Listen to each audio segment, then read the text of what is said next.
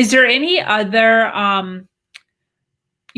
personal development type thoughts or advice that you have that's just coming to mind right now while I we're in this moment? I think that really one of the big lessons for me with tapping is that you have the answers in your body. And we so often we don't trust ourselves or we're terrified because we don't want to hear what we have to say.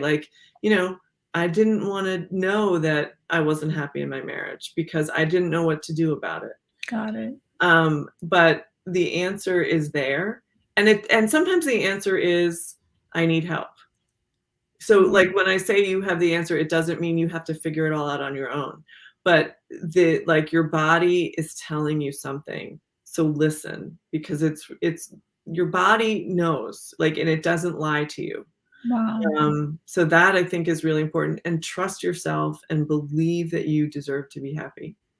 Yeah, 100%.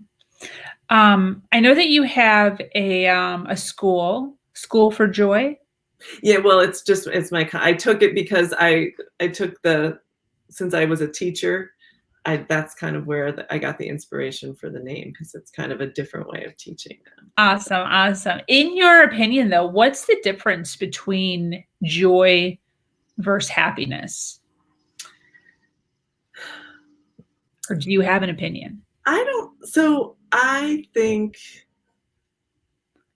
and I think sometimes the definition that I have is different from what other people have, but I think of joy as the little moments that you can find in any day. And happiness is your overall kind of state of being. So yeah, I think you can find joy in the days I was in the hospital with either sitting there with my daughter or in the hospital for myself. I could still find joy, and it might be small, and I had to look for it. I mean, and it was intentional, but I could find it. I wasn't necessarily happy, but so happiness to me is a longer term kind of thing, but joy is always accessible. Absolutely. That's interesting. I wasn't sure what I was expecting from that answer. Because they're so similar. A lot of times they're interchangeable. Yeah. Yeah. I think I think you have to have joy to be happy, but you can be unhappy and still have joy. Yeah, I agree.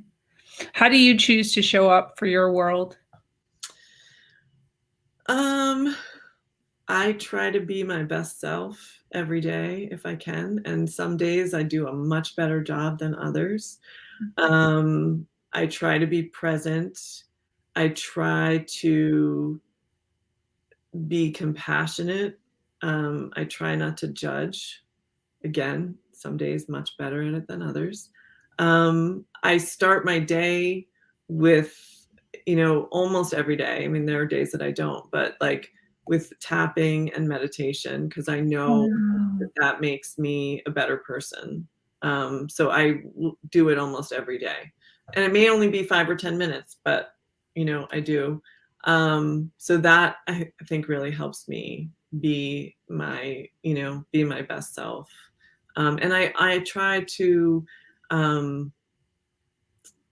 be open to criticism or not I try to reflect on my own actions and think about, did I do the right thing? Do I need to apologize? Especially with my kids, because I have teenagers, so it's hard. Nothing I do is right. And so it's easy for me to be like, they're never going to be happy. But there are times where, no, they're actually right. What I said was probably not necessary, or I could have said it differently. So I Yeah, try to apologize and to just be honest and say, yeah, I screwed up. absolutely.